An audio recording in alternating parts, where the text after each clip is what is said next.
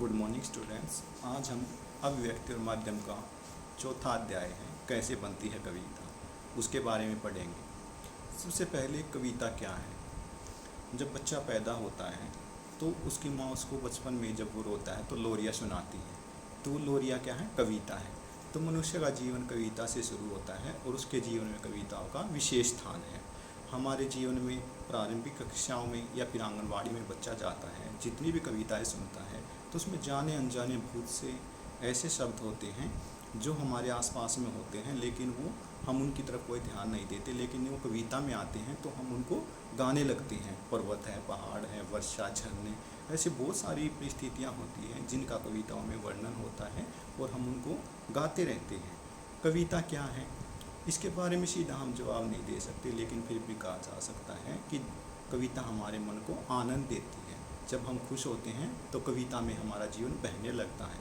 सुमित्रानंदन पंत ने कहा है कि भी कविता हमारे परिपूर्ण पलों की वाणी है, जिन पलों में हमारा जीवन आनंदित होता है और एक लय में, एक सुर में वो बहने लगता है।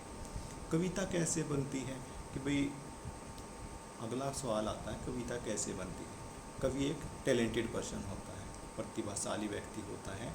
वो अपनी बात को जिस प्रभावशाली ढंग से कहता है वो हर कोई नहीं कह सकता। वो शब्दों का प्रयोग इस प्रकार से करता है कि गागर में सागर भर देता है।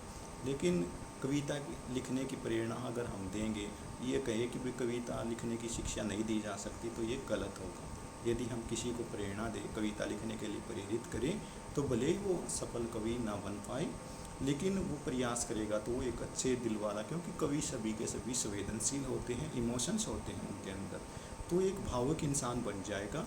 और कवि हमेशा समाज का भला करते हैं।